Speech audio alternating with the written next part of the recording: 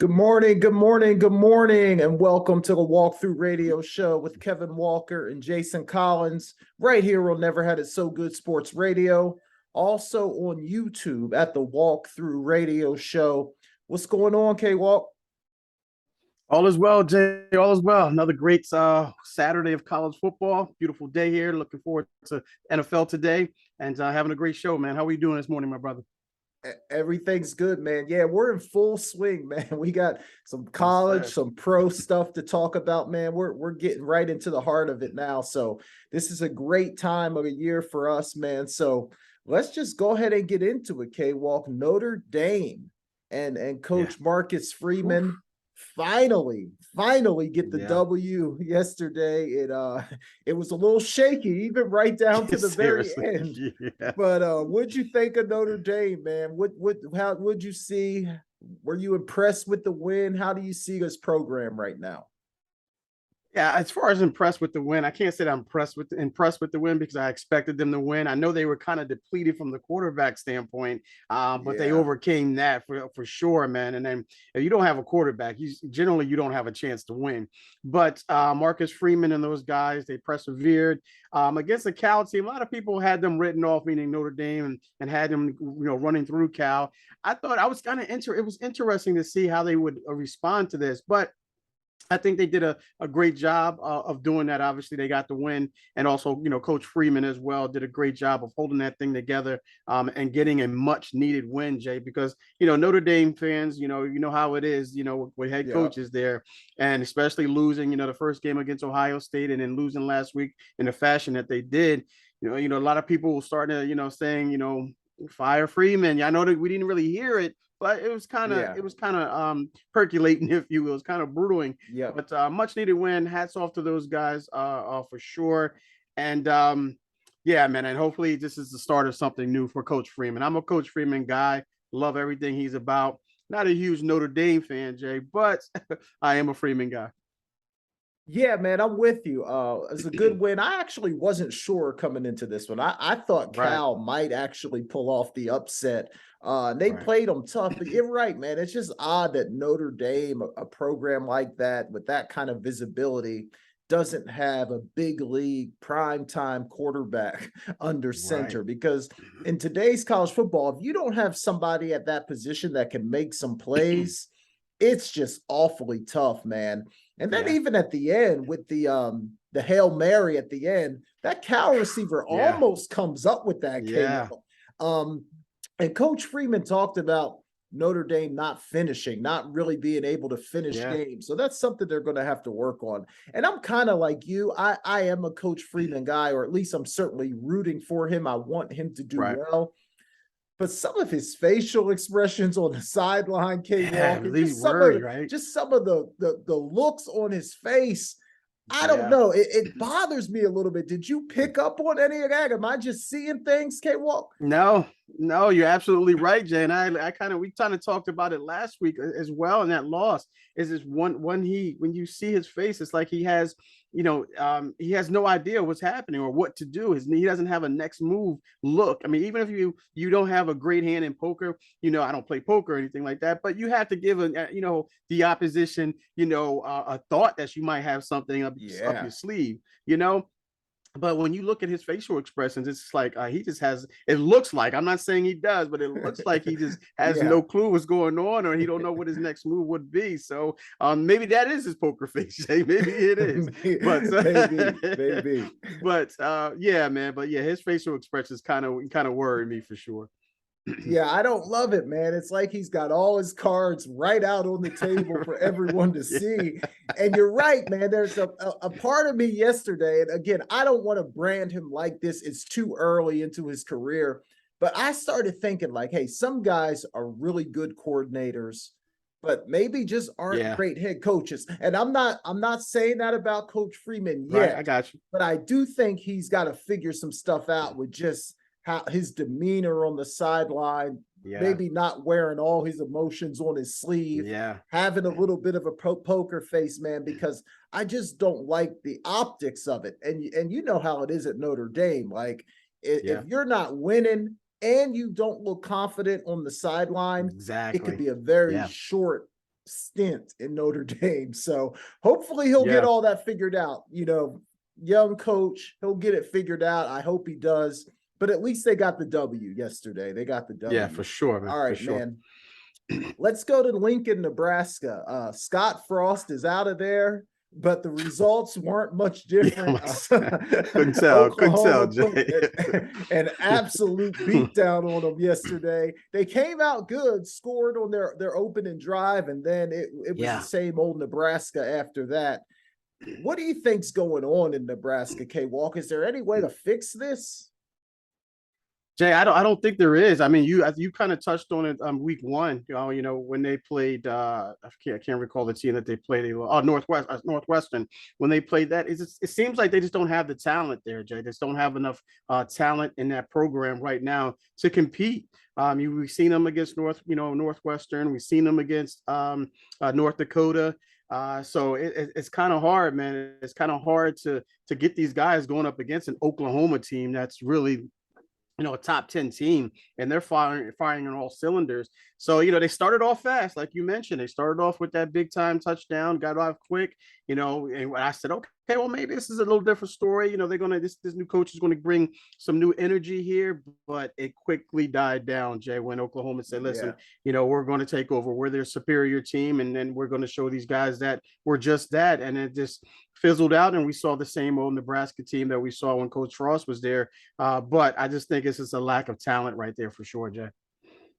Yeah, man. And I don't think anybody was really expecting them to win yesterday, but Right. I did want to see them maybe compete. And that just did not happen after the first few minutes in the game. But you're right. I do think it's a bigger issue. If I'm a 4-star or 5-star recruit and I have the option to go anywhere in the country, I just don't think Lincoln, Nebraska is high on my list. You know what I mean? Like there's so many other places that you could go. I just don't think they're going to be able to get the type of talent that other teams are getting. So they're always going to be an average to below average football team, in my opinion, going forward, because there's just so many choices now. So if you could go play in the SEC, or you could go play for Ohio State or Michigan or Penn State, I don't know, Wisconsin even. I don't know why you would go to Nebraska now. Look, they do have a great football history, so we know in the past they've gotten really good players, but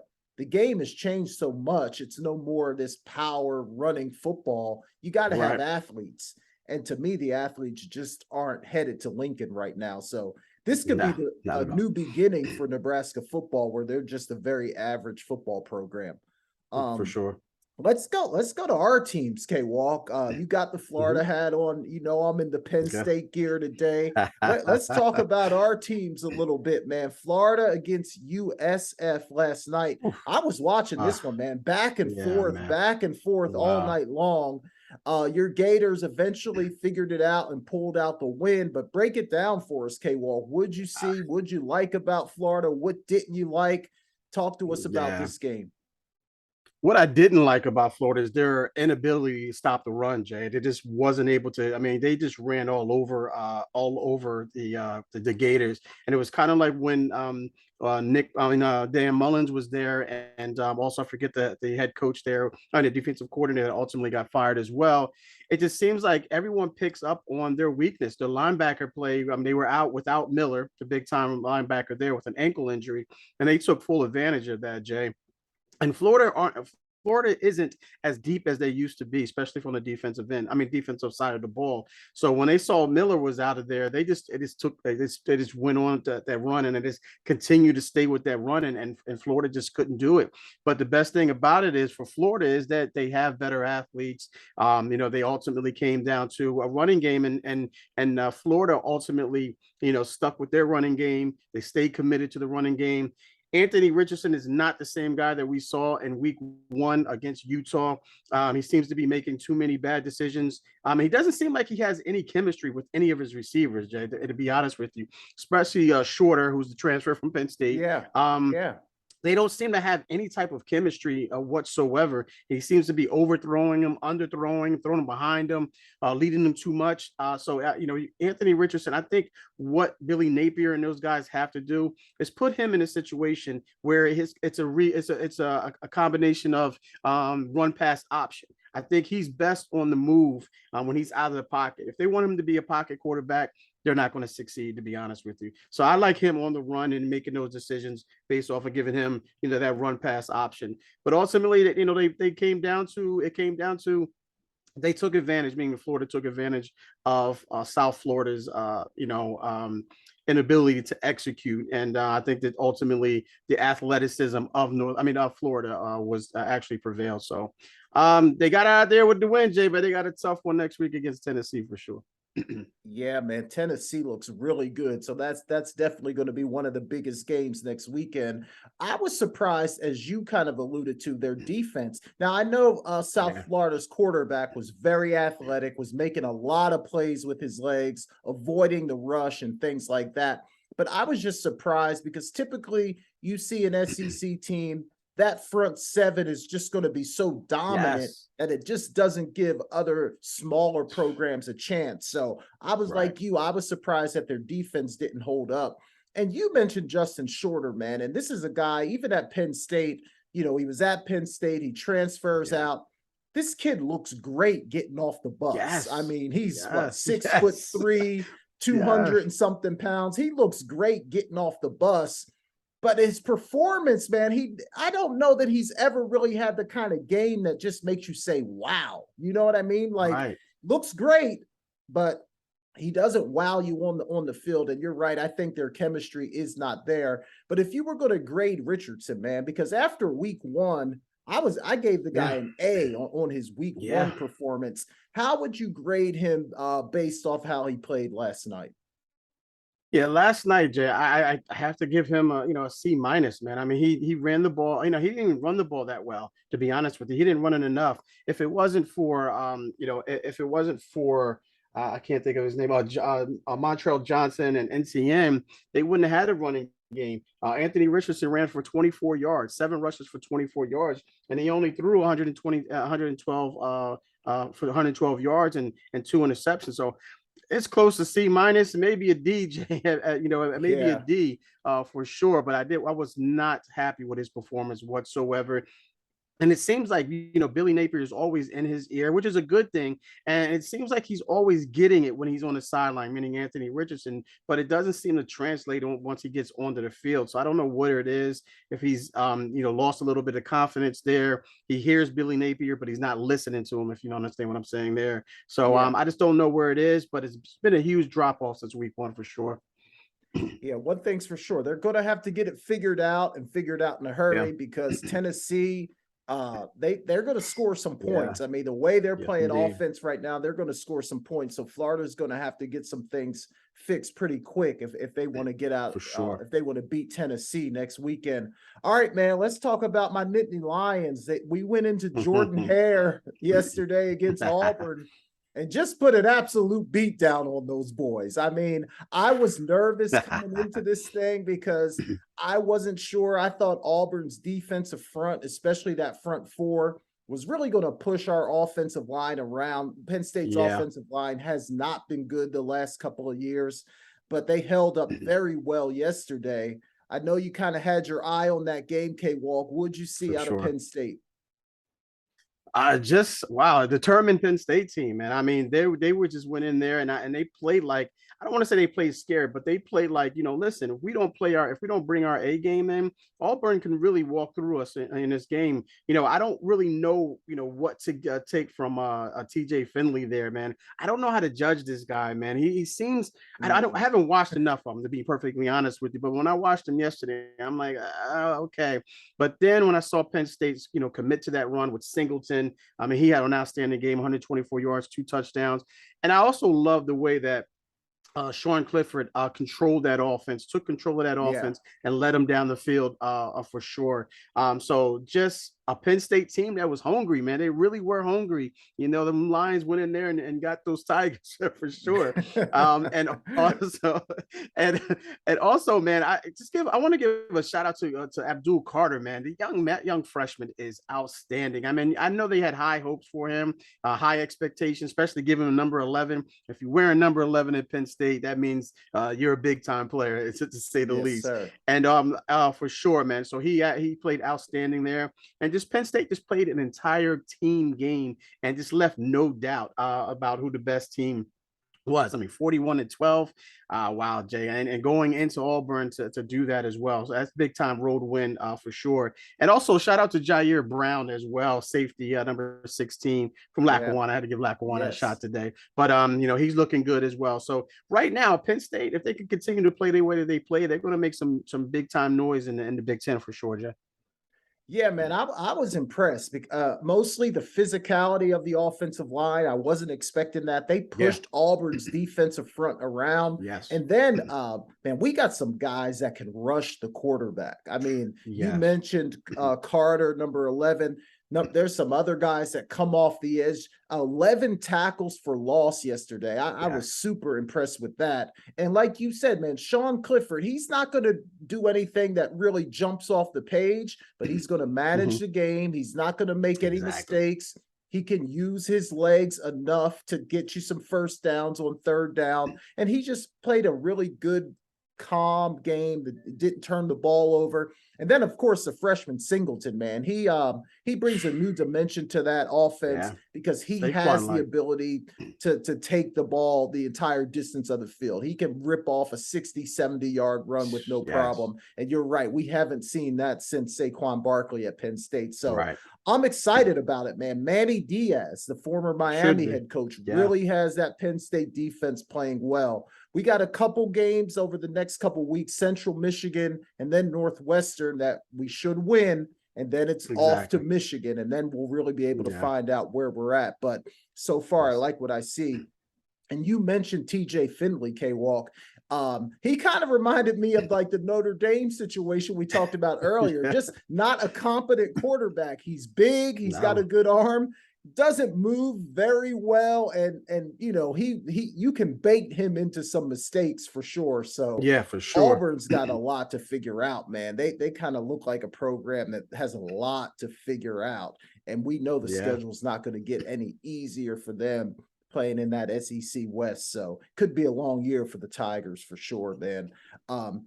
All right, K-Walk, let's grab a break, man. When we come back, I still want to talk about Texas A&M and Miami. Texas A&M bounces back after losing last weekend. And then I also want to talk about Georgia because they just absolutely dismantled South Carolina yesterday.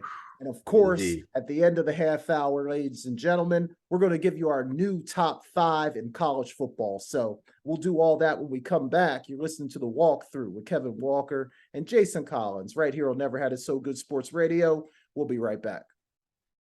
All right, welcome back to The Walkthrough with Kevin Walker and Jason Collins. We're breaking down all the college football in this first half hour. K-Walk's going to handle all the NFL stuff in the second half hour, so definitely stick around for that. We're going to predict some games, tell you who's going to win, so stick around for the NFL talk coming up in about 10 minutes. But K-Walk, let's talk about a few more college games from yesterday, man. Texas A&M, after falling to App State, huge debacle a week ago. They come back and beat Miami in kind of a close game. They didn't look super impressive, but it was nice for them to get the W. I know that game was on the same time the Gators were playing, so I don't know how much of it you could really pay attention to, but what'd you see out of Texas A&M? Yeah, I actually had this game on as well. Was peeking over a little bit, but I was, obviously more dialed in Florida, trying to figure out how they were going to lose that game. But yeah, I mean, overall, man, I thought this game, I didn't know how to pick this game, Jay. I really didn't know how to pick this game. I went with Texas A&M, obviously. Well, not at that fact. It sounds like it's a good pick, but I did before the game. It sounds like, I went with Texas A&M.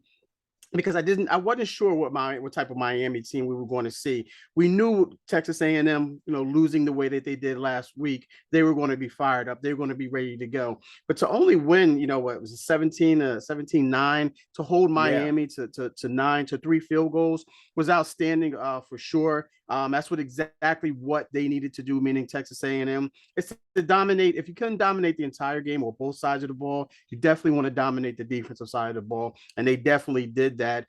Jimbo had these guys ready to go. I mean, 17 points. You want to see more points on the board, but a team like against Miami, if you can shut them down and keep them to 3 field goals, then 9 times out of 10 you're going to win that particular ball game. So I thought they did a great job of bouncing back, beating a Miami team that I thought that it was an enigma. I still don't know how to put my finger on Miami, but overall, Jimbo Fisher and those guys bounced back for sure. Yeah, they did what they had to do to win the game, but I don't know. I don't walk away from that game feeling that impressed with that performance. Now, No. defensively, Right. you hold a team to 9 points in today's college football. Okay, that's a Exactly. good job defensively, but offensively, they got some stuff to figure out. It's like there's too much Seriously. talent on that offense not to be able to put some long drives together and score more points. So even though Jimbo and the guys get the W, I didn't walk away from that game feeling real impressed with Texas A&M. So we'll Right. kind of see how things go going forward. We know they got some tough games coming up. So that's going to be interesting, especially because Jimbo talked a lot of junk in the offseason, man. and they have recruited pretty well. So he's going to have to show it on the field, man. Yeah. But one team, K-Walk, that really has left no doubt in how good they are is the Georgia Bulldogs, Yeah. man. And this was one of the early in the 12 o'clock window, and they just Yeah. put a beat down on South Carolina, man. I thought, SEC matchup, bit of a rivalry game. Maybe this thing would be close in the first half. Georgia was like, no, not at all. Just beat them down from start to finish. What'd you think of Mm-hmm. Georgia, man? If you saw any of that one, what were your Oh takeaways? yeah, definitely. Oh yeah, definitely. That was on the main TV at 12 for sure, Jay. Yeah, I wanted to see all the hype because there were a lot of people saying that South Carolina was going to upset Georgia and make it a game, and I didn't see it happening, to be honest with you. But Georgia, I guess Georgia heard that. Kirby Smart and Stetson Bennett. Stetson Bennett, man, had an outstanding game. He made one move. I Yep. don't know if you saw that for a Yeah, touchdown. I know exactly what Unbelievable. you're And talking about. yeah, and I had posted in the thread as well. I'm like, whoa, stop it. I didn't know you had it like that. But yeah, he looks good, Jay. The defense looks great. Right now they're trying to say, listen, there's no doubt that we're the number 1 team in the country. They came out and they solidified that win, man, and they left no doubt. And South Carolina didn't have any answer. Spencer Rattler, he looked rattled. He looked rattled. Yeah. He's good. So, but there was just nothing could do. It was just basically a far superior team just outplaying and putting their foot on the stamp on that particular game and said, listen, we're not going to play down to our competition tonight or today to leave any doubt. So hats off to Kirby Smart and those guys for to put that game to bed and then leave no doubt. That's for sure. Yeah, man. They clearly look like the best team in the country to me. You mentioned Stetson Bennett. It's time for people to stop criticizing this guy. Even Georgia fans are still questioning him sometimes. This guy, I think he's the perfect guy for this offense because he throws the ball well enough. And then, like you mentioned, he can make plays with his legs, K-Walk. He's quick. He's quicker than he looks. He has a little bit of wiggle to his game. I mean, I really like what he's doing at the quarterback position. And then, of course, I have to mention tight end, Brock Bowers. I mean, that guy, he's ridiculous. I mean, that kid is ridiculous. He's only a sophomore.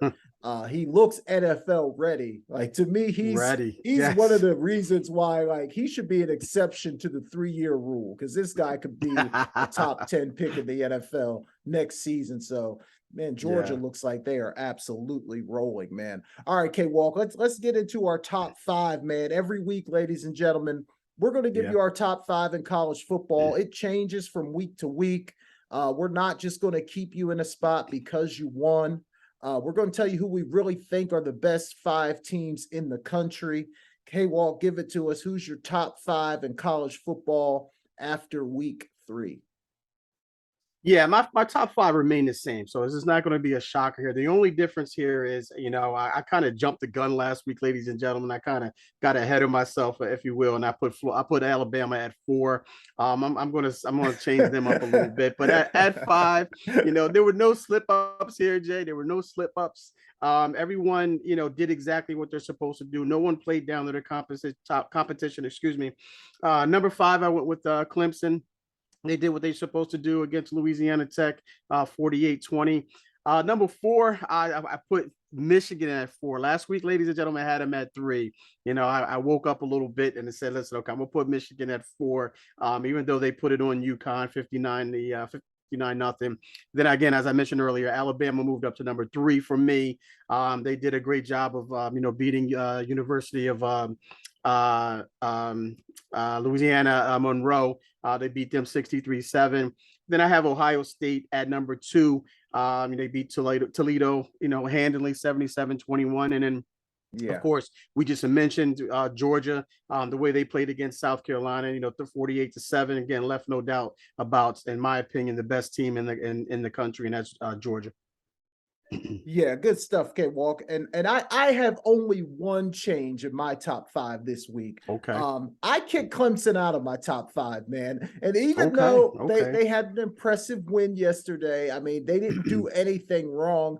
I'm just not sure against better competition if they really have their offense figured out yet. So I moved USC into my top 5. I just think the offensive firepower that USC has, they're going to be in every single game, probably favored to win every single game they play out in the pack for the rest of the year. So I got USC as my number 5 team this week.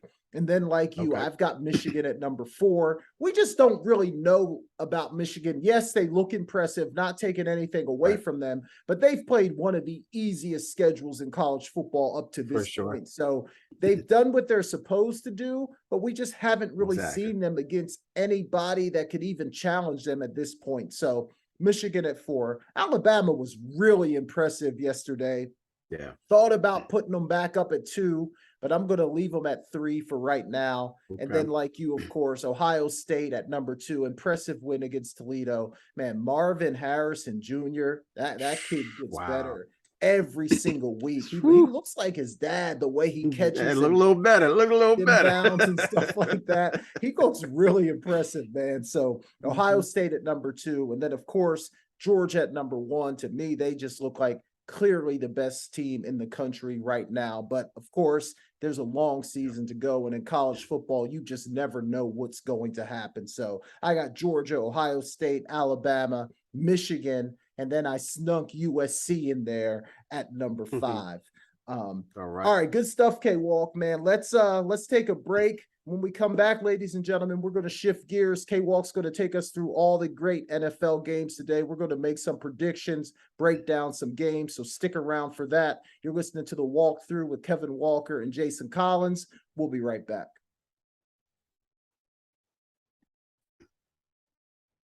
Welcome back to the Walkthrough Radio Show with myself, Kevin Walker, alongside Jason Collins, right here on Never Had It So Good Sports Radio, and also on YouTube at the Walkthrough Radio Show for sure. Please check that out, guys. If you haven't subscribe there, share, send some comments in there about our predictions. Last week, Jay, I didn't fare too well. Went 8-6-1, but we'll get into that later on for sure. But yeah, ladies and gentlemen, give us your thoughts and opinion, and throw your predictions in there if you like as well, and then we'll definitely revisit that for sure.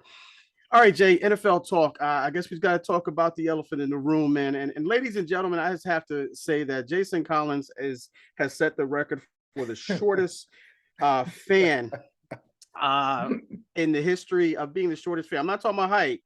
I'm talking about this guy. He pledges allegiance to the Dallas Cowboys after the first week of Tampa Bay doing what they did to them. Jason said, "Listen, I recognize a sinking ship when I see one," and he jumped off that ship immediately. Got the first life raft there, and went back to the Philadelphia Eagles. So, ladies and gentlemen, Jason Collins is now a Philadelphia Eagles fan. All right. So go ahead, Jay. You Yeah. want to say something about that, Yeah, bro? K-Walk. I just think, man, look, like I said the other night, it just didn't feel right being a Cowboy fan. I tried it. I wanted to do it, but man, it just didn't feel right. And then after that first loss, I said, no, no, no. I'm not going to go through this. I'm not going to go through this for 17 weeks, man. I jumped off of that thing as quick as I could. Oh I'm man. happy to be an Eagles fan. Shout out to Brittany Jones. I thank her for welcoming me into that Eagles family, man.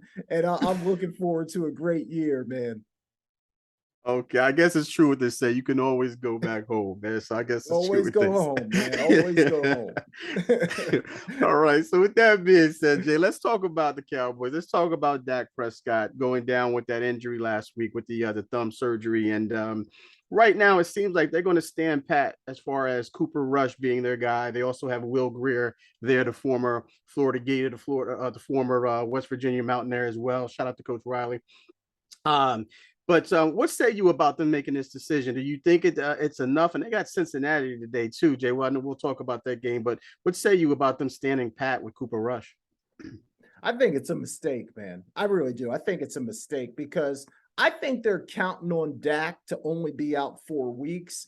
And I just don't see how he's going to come back from that injury in Yeah, 4 weeks. And even if he does, I don't think he's going to be able to grip the ball and really rip it the way you need to fit it into right. tight windows. To me, that's more of a 6 to 8 week recovery. So if you rush this man back after 4 weeks, I don't think you're going to get a whole lot of production. I think they should have went out and tried to bring somebody in there, whether you like Cam Newton, whether you think maybe a trade for Jimmy G. I think there were some better options out there than just trying to let Cooper Rush hold down the fort until Yeah. Dak gets back, especially because they don't have the playmakers on the outside that are going to really be able to make things easy for Cooper Right. Rush. So I think it's a mistake. And I think, we're going to see that play out over the next several weeks. That Yes. Cooper Rush, to me, is not going to be a guy that's going to be able to lead you to any real wins in the NFL right now.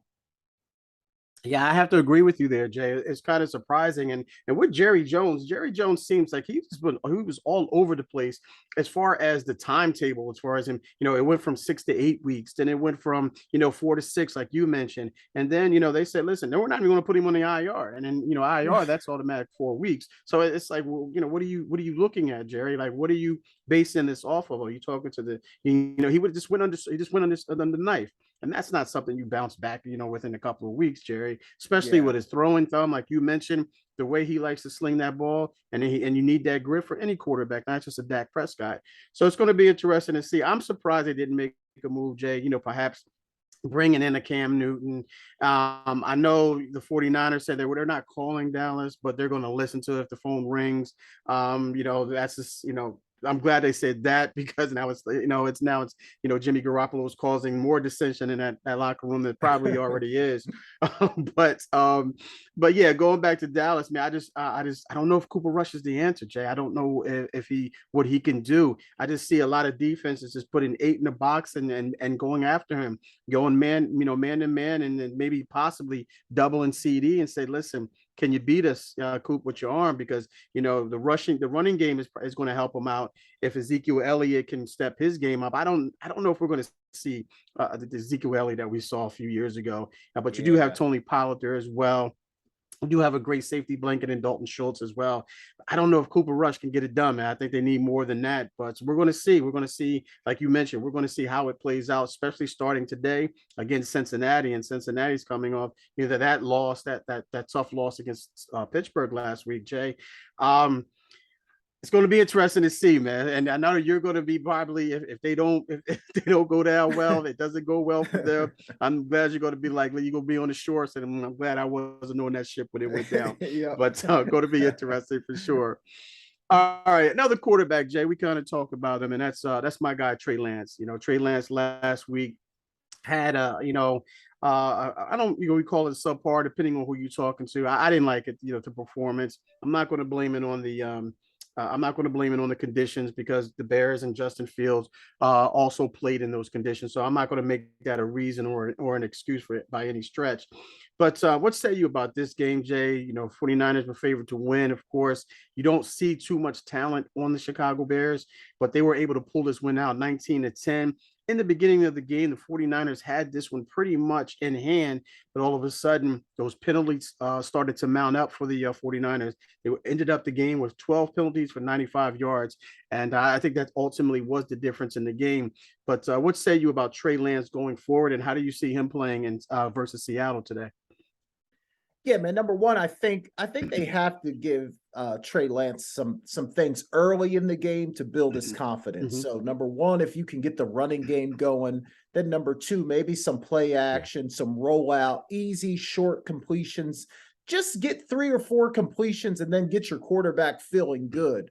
Then I think Right. you go to some of the intermediate and deeper routes. So I do think they can help him a little bit in just the game planning and the play calling early in those first couple of series Yeah. just to get him feeling good. And then I think he'll be fine after that. But sometimes when you have a young QB who didn't play great in week one, you need to do some things early just to get them feeling good about themselves. So I look for Mhm. San Fran to start out that way with just some easy completions, get him in a rhythm, and then maybe progress to some of the intermediate and deeper stuff. I expect San Fran to play much better today, man. The conditions, like you said, not making any excuses, but those weren't great conditions in week one.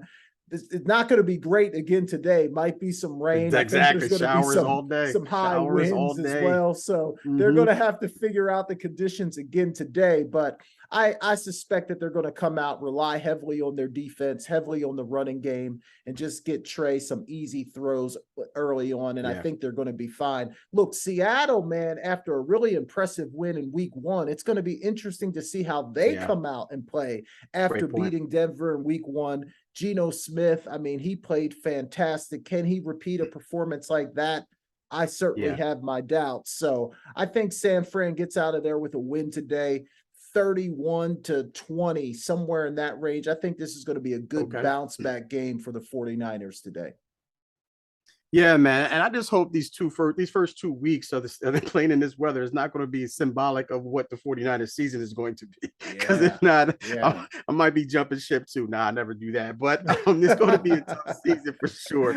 It's going to be a tough season for sure, man. But speaking of Trey, and let's say he's not able to right the ship today, or maybe he goes next week. I believe they have the Broncos next week. And let's say he doesn't perform. Now the 49ers are 0-3. There's going to be Jimmy For Garoppolo sure. talk. How short is the leash for Trey Lance in your opinion? Man, to me, I say 4 weeks. 4 weeks. Okay. If he doesn't play good in the first 4 weeks, if it's just kind of iffy, kind of up and down, and let's say the 49ers are like 1-3 after the first four, I Yeah. think you got to start thinking about making a Yeah. change, K Walk. And I know that's not great, but there's a lot of veteran defensive guys on that team that are probably saying, hey, we Yeah. got a roster here that's built to win. If the Mhm. quarterback position is not performing at a high level, hey, let's go to that guy that got us to the Super Bowl. So for me, Right. the leash is 4 weeks long. I need to see something in 4 weeks, or I'm going to start thinking about making a change. Yeah, I have to put that number on there. Originally, I said 8 weeks, Jay. I said let's go 8 weeks and see how it is. But that's when I thought that, they were going to win their first 2 games, and right now they're on the Yeah. verge of possibly going 0-2 for sure. And them being without Elijah Mitchell, you mentioned the running game. Them being without Elijah Mitchell for the next Yeah. 2 months, he went down with that knee injury. But it's always been the next man up mentality for the 49ers. Jeff Wilson Jr. is there. See what he does, and them and also them being without George Kittle for 2 straight weeks as well doesn't Yeah. really help them either. Again, not making excuses because they do have depth in a lot of those positions. So I'm going to see exactly how he looks and how the 49ers perform and today, because this is a crucial game, man, because it's going to start if they don't win this game, if Trey Lance performs poorly, we're going to hear rumblings. We're going to hear rumblings, and Jimmy G is going to start stirring in that bullpen, if you will, starting to get warmed up. So I don't want to hear it, but whatever it does to get the 49ers a win, I'm all for it. I'm all for it. Yeah. So good luck today, Trey, and 49ers for sure. All right, Jay, let's go to our let's recap one game here. I want to go back to the Chargers and Chiefs game, week 2. That was on Thursday. And Chargers, the Chiefs wind up winning 27-24, excuse me. And this is one of those divisions, or not one of those. This is the division that everyone's looking at as being the best in the game itself, and they legitimately have a chance to have all 4 of these teams in the playoffs. Not saying it's going to happen, but wouldn't be surprised if it did.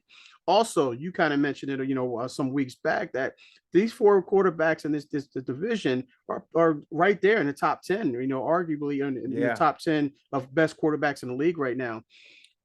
Chiefs prevailed. I thought it was a really good game. I think this is a game that we're going to see week in and week out, as far as anytime that you get these division games going. But what say you about that game, and what do you take out of that game?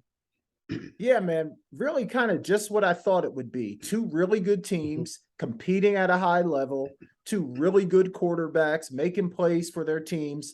I really think the Chargers probably walked out of that thing, and on the plane ride home, we're thinking, yeah, man, we let one get away. Like, I believe that they probably thought they should have won that game. I think the 90-something interception return for a touchdown was obviously the difference in the game. The Chargers probably feel like they let one get away, but you got to give the Chiefs a lot of credit. They made the plays when you have to make them. I think the interesting thing, though, again, like, we know Tyreek Hill is not there any longer. That's obviously the loss of a huge weapon.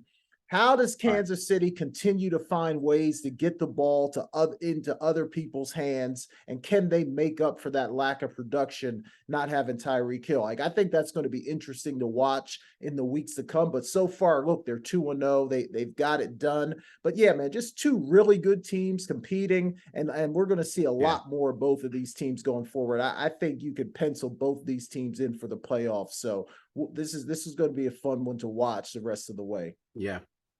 For sure, Jay, for sure. And you mentioned the absence of Tyreek Hill, and I thought that would be helpful for the Chiefs and Mahomes. And the reason why I say that is because it gives him the ability to spread the ball a little bit more around to Juju Smith-Schuster, Valdez, Kelsey, of course. Then you got Harden there as well.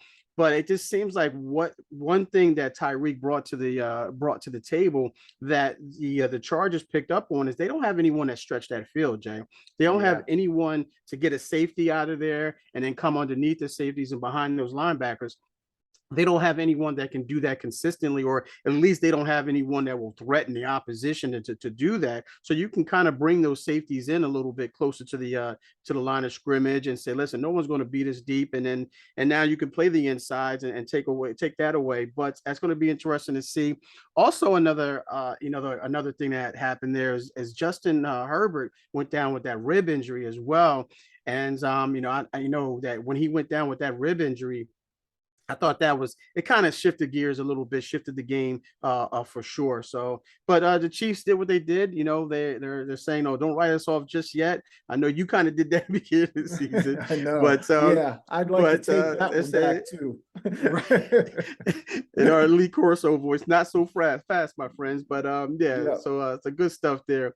All right, look, what we're going to do here, Jay, we're going to grab our next break here. When we come back, I want to do our spotlight games. We kind of mentioned the Seahawks and some 49ers. I want to do our spotlight games, and I'll do our quick picks as well when we come back. Again, ladies and gentlemen, you are tuned into the Walkthrough Radio Show with myself, Kevin Walker, alongside Jason Collins, right here on Never Had It So Good Sports Radio. We'll be right back.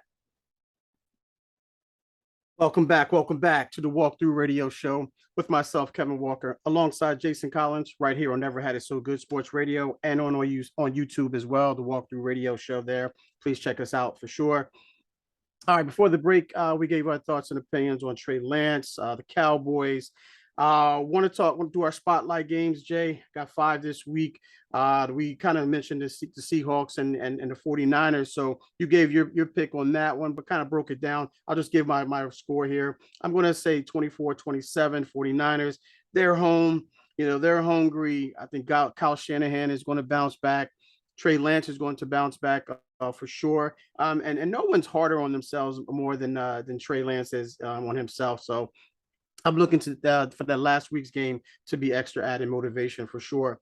All right, first game here, Jay, or next game I should say, is we got Tampa Bay going into New Orleans. We got the brawl. Yeah. They're gonna be brawling in New Orleans. We got Tampa Bay's coming off of that win against the Dallas Cowboys, and of course New Orleans is coming off of that comeback win against Atlanta. How do you see this one playing out? Right now, Alvin Kamara is questionable with the rib injury. Ingram is questionable as well. Also, there's no Godwin for Tampa Bay as well. How do you see this one playing out, Jay? Man, this is a tough one to call, K-Walk, because we know the Saints have had their number lately. They just, maybe it's a matchup, maybe they just have their number, but the Saints have kind of owned the Bucs, I think at least the last 4 times out. So it's a tough one to pick, but I think not having Alvin Kamara, if he can't go today, that's going to be a big loss for the Saints, man. Yeah. So, look, I think I want to change my pick on this one, K-Walk. I picked the Saints the other night to win this thing. I'm going to jump over to Tampa, man. I think Tampa finds a way to get this thing done. Losing Godwin isn't great. Hopefully Julio Jones can go. He hasn't practiced all week, but hopefully he'll be ready to go. I'm going to take the Buccaneers. I'm going to take the Buccaneers 31-28 in a classic division battle, but I'm going to take the Bucs here, man. All right, breaking news. Jason Collins has changed his mind. Breaking news there first. No, I agree with you, Jay. I'm going to stick with my pick because I went with the Saints as well, and I'm going to stay with that pick because I just think that, they do have Tom Brady's number. I know they're 4-0 against him. I know a lot of people are saying, well, Tom Brady is due. But I think, with that crowd in New Orleans and Jameis Winston coming back, coming back as well. And then they have those receivers. They have a rejuvenated Michael Thomas. They have the young rookie Chris Olave out of Ohio State. And then of course you got Jarvis Landry over there as well. And I think that defense is going to they got a chip on their shoulder because last week against Atlanta, they gave up a lot to that particular team, man. And I think it had a lot to do with Mariota running, but I don't think we're going to see Tom Brady doing any running anytime soon. That's going to be of significance. So I'm going to go with New Orleans here, 26-23. Next game, Jay, we got, speaking of Atlanta, we got Atlanta and the Rams. And the reason why I picked this game, Jay, is because both of these teams are coming off of losses. They're both 0-4. Both 0-1, and they're going for their first win here. It's in LA since SoFi Stadium. And I don't know what we're going to get with Mariota, but the Rams, they have to bounce back because they got embarrassed last week against the Bills for sure. But what say you about this game? How do you see this one playing out? Well, I thought Atlanta surprised people in week 1. I don't know if anyone was expecting them to play the Saints as tough as they did. And honestly, probably should have got out of there with a win, but didn't. And the Rams were surprised for another reason because the Bills just absolutely took them apart. So I think, the game being in LA, I think that's going to be a long, tough trip for Atlanta. And the Rams really need to bounce back because of the expectations, where I don't think there's too many people expecting Atlanta to really make that much of an impact this season. So I think the Falcons will play them tough, but I like the Rams to win this thing, something about 31-24, somewhere in that range. Okay, that's pretty much where I have it as well, Jay. I just think Atlanta is going to be one of those teams where you can't sleep on them. They're going to come out there and they're going to give you their best effort. And even though their best effort may not be good enough, but they're not going to make it easy for you by any stretch. And I think the Rams are coming off. I think they were embarrassed, for sure, coming off of that because they said that their motto is just they want to run it back. if you want to run it back against a team, like the Bills, for sure, they're, a lot of people have them in the Super Bowl. As far as the Bills go, you have to have a better performance than that. And Yeah. they just didn't do it. So I'm going to take the Rams. I'm going to say take the Rams 29-21 here. Next game, we got Cincinnati. We talked about, kind of alluded to this game earlier. Cincinnati going into the AT&T Stadium against the Dallas Cowboys. What say you about this game? Well, Joe Burrow coming off a really bad performance, K-Walk. I think Yeah. 4 interceptions, 5 turnovers altogether. Yes. But even with all that, they played the Steelers into overtime. So I think, Yes. you Great point. overcome that many turnovers in an NFL game and you're still in overtime. That tells me that you probably have a pretty good football team. So, and Dallas without Dak, we saw how bad they really looked in week 1. I think this is a great bounce back game for Cincinnati. Dallas could get embarrassed at home today. I'm going to say 31-10 Cincinnati. Wow. Okay. All right. Jay, I agree with you. Those were my notes as well. As Cincinnati had a chance, even though Joe Burrow threw four interceptions, they had a chance to win that game had not been for that blocked field goal, and they still went into overtime and still, barely lost that game. And then you see, and you go in here and you see a Dallas team that looks, depleted. They're not sure what they're going to get from the quarterback position. And even if Dak was there healthy, you still didn't have confidence in that offense because outside of Dalton Schultz and CeeDee Lamb, there's no major threats there for sure. So I think Cincinnati comes in there and they want to get back to where they were at last season in the Super Bowl. That in tough loss against them. I bet they feel like they lost the game. Pittsburgh didn't win the game. So I like Cincinnati to win this game. I'm going 31-20 Cincinnati in this one for sure, Jay. All right, next one, we got one of the Monday night games, Jay. And I don't know why they're doing 2 Monday night games. That bothers me, man, for sure. It does I don't understand that, but that's a topic for another day. But we got Minnesota going into the link, and we got Minnesota going into the Philadelphia Eagles, both coming off of a big time wins. Philly had to fight off of a feisty Lions team last week. Minnesota went into Green Bay and pretty much handed them, a victory that, it just seemed like those receivers there in Green Bay just didn't have a clue, but Minnesota took advantage of that. But what say you about this particular game, and how do you see this one playing out? Yeah, man, K-Walk, as you know, I'm a diehard Eagles fan, man. So this is a tough one.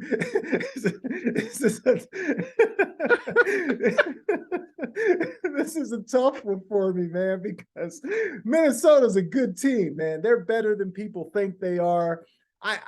K-Walk, I'm gonna change my pick again, man. I was afraid the other night because Brittany was on. I didn't want to pick against the Eagles when Brittany was there, man. I know she was listening earlier. Hopefully, she has tuned us out.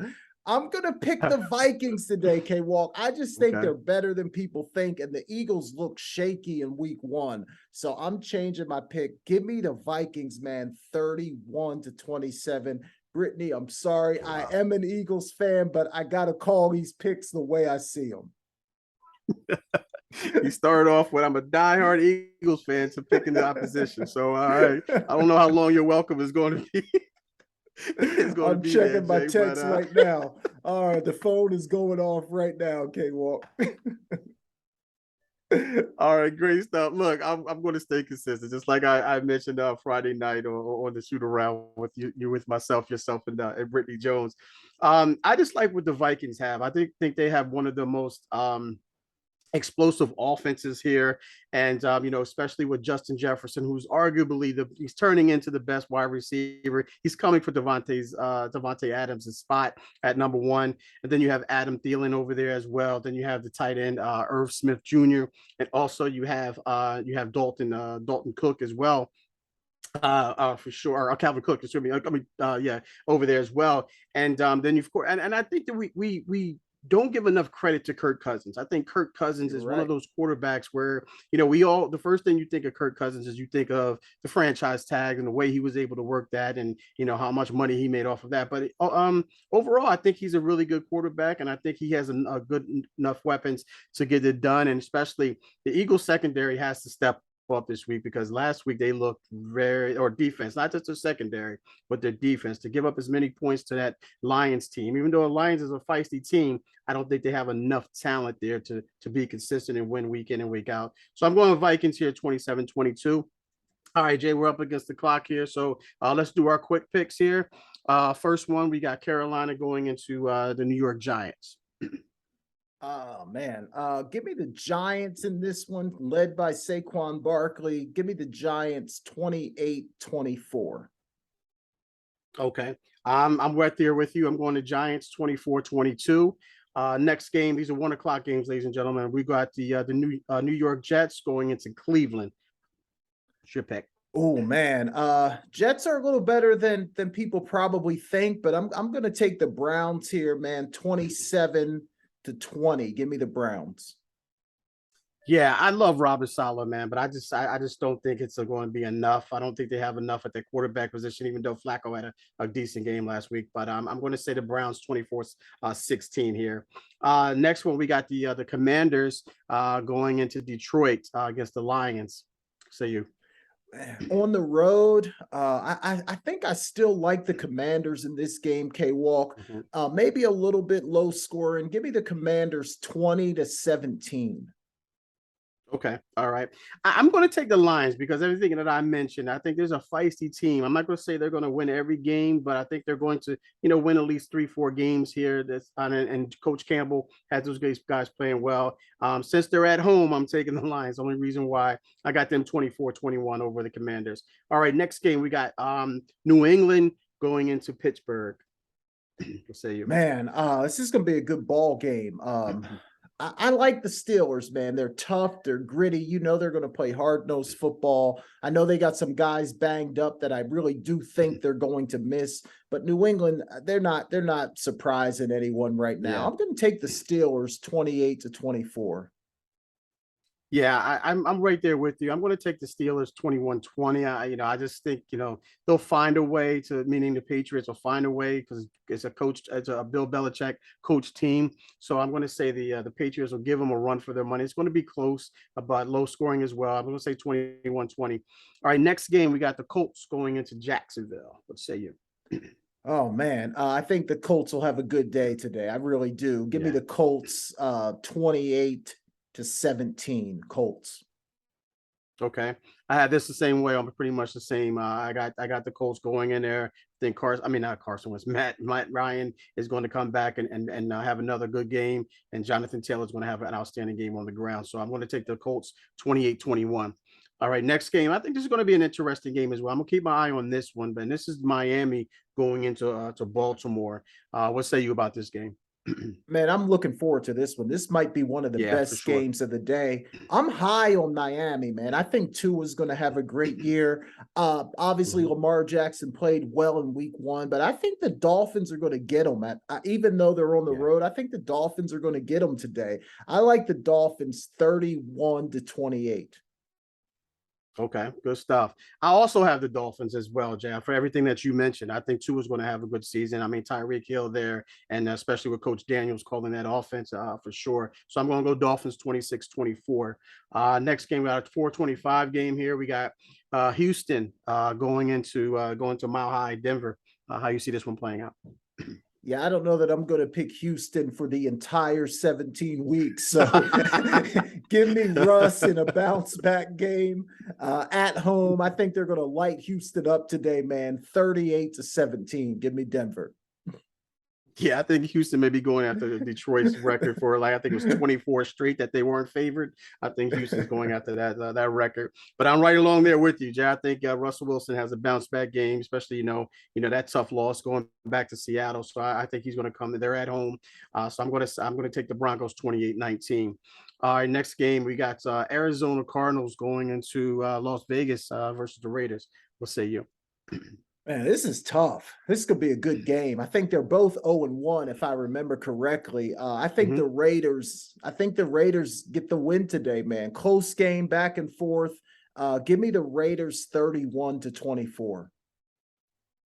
Yeah, I'm right along with you there, Jay. I'm going to take the Raiders as well. I don't know how focused Kyler Murray is right now Yeah, for me the neither. season, man. There were rumors there that he was playing video games prior to the game last week against the Chiefs. So it's going to be interesting to see. If he did, I wouldn't be surprised because I just don't see his focus there. But I'm going to also take the Raiders. I'm going to take the Raiders 31-24. Next game, we got tonight's game, Sunday night's game. We got the Green Bay Packers going into Soldier Field against the Chicago Bears. What say you? Man, classic division rivalry. Bears Yeah. got that week 1 win, of course. But I think Green Bay's got to win, man. I think Rodgers needs a bounce back. I think he'll play a lot better than he did in week 1. Give me Green Bay here, 27-24. All right, good stuff. Look, I lost Jay. I just for the radio guys, I lost the radio for YouTube. I'm calling back in now. So if you just want to let the listeners know on the radio, then I'm calling I back in can't now. hear you at all. Okay, well, All right, hold on a second. Can you hear me on YouTube?